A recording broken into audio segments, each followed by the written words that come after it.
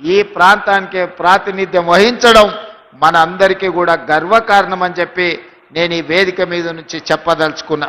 మిత్రులారా, ఈనాడు మీకు అందరికీ తెలుసు, భూపాలపల్లి అనేది ఒక చిన్న కుగ్రామంగా 500-600 జనాభాతో మొదలయ్యి ఆనాడు అన్న పెద్దలు నందమూరి తారక రామారావు గారు మొట్టమొదట ఈ భూపాలపల్లిని మండల కేంద్రంగా మార్చి మొట్టమొదటి పునాది రాయి ఈ ప్రాంతంలో సింగరేణి బొగ్గు ఉత్పత్తికి ఆనాడు పెద్దలు ఎన్టీ రామారావు గారు ఇక్కడ పునాది వేయడం జరిగింది. ఇక మళ్ళీ భూపాలపల్లి వెనక్కి తిరిగి చూడలేదు. ఆ తర్వాత అభివృద్ధి పదం వైపు నడుస్తూ 600 జనాభా ఈనాడు 60,000 ఓట్లతోని జిల్లా కేంద్రంగా భూపాలపల్లి మున్సిపాలిటీగా ఈరోజు రాష్ట్రానికే వన్నె తెచ్చే ప్రాంతంగా అభివృద్ధి చెందింది. ఈనాడు మన కళ్ళ ముందల్లే చిన్న గ్రామం నుంచి జిల్లా కేంద్రంగా భూపాలపల్లి అభివృద్ధి చెందింది అనంటే ఆనాడు కాంగ్రెస్ పార్టీ చేసిన అభివృద్ధి ఈరోజు ఈ ప్రాంతం అభివృద్ధికి కారణమైంది. అయితే మిత్రులారా, నిన్న మన కొంతమంది ప్రకటనలు చేస్తున్నారు. నేను నిశ్చితంగా గమనిస్తున్నా. మేం భూపాలపల్లి జిల్లా ఇస్తే కాంగ్రెస్ పార్టీ జిల్లాను రద్దు చేస్తుందని ఒక తప్పుడు విషపు ప్రచారం చేస్తున్నారు. ఈ వేదిక మీద నుంచి మీడియా మిత్రులకు 4 కోట్ల తెలంగాణ ప్రజలకు నేను స్పష్టంగా చెప్పదలుచుకున్నా, ఏ జిల్లాలను తొలగించడం కానీ కొత్త జిల్లాలను ఇచ్చే ఆలోచన కానీ ప్రభుత్వ పరిధిలో పరిశీలనలు లేదు.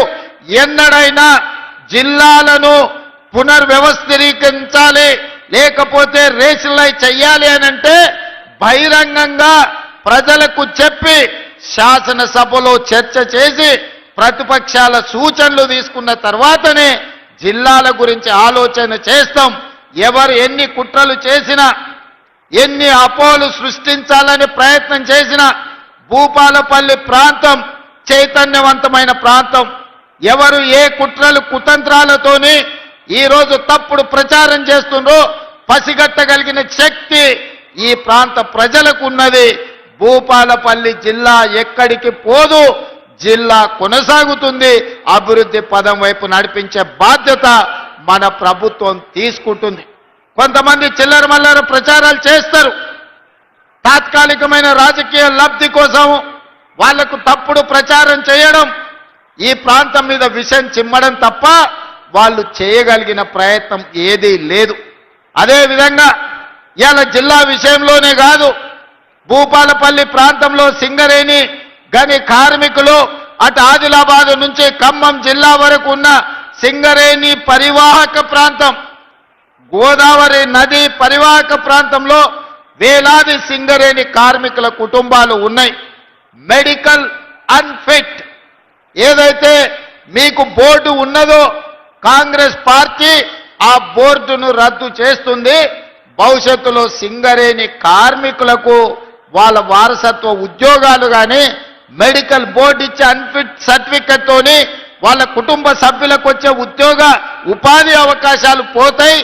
మిమ్మల్ని కాంగ్రెస్ పార్టీ మోసం చేస్తుందని కొంతమంది తప్పుడు ప్రచారం, విషపు ప్రచారం చేస్తున్నారు. అసలు ఈ ఆలోచన ఎక్కడి నుంచి వచ్చిందో, ఈ అవసరం ఎవరికి ఉన్నదో నాకైతే అర్థం కాలేదు. అందుకే మిత్రులు జనక్ ప్రసాద్ గారికి, పెద్దలు దుద్దిల్ల శ్రీధర్ బాబు గారికి నేను విజ్ఞప్తి చేస్తున్నా, ఎవరైనా ఇట్లాంటి తప్పుడు ప్రచారాలు చేసి మెడికల్ బోర్డు విషయంలో విషము చిమ్ముతే వాళ్ళను అందరినీ మోకాళ్ళ మీద కూర్చోబెట్టి 4 ఈపుల మీదంగా దెబ్బలేయండి. ఎందుకు అనంటే ఆ ఆలోచననే ప్రభుత్వ పరిశీలనలో లేదు. కార్మికులు కోరుకున్న విధంగా కార్మికులకు మేలు చెయ్యడానికి రాష్ట్ర ప్రభుత్వం ప్రయత్నం చేస్తుంది తప్ప కార్మికులకు నష్టం కలిగించే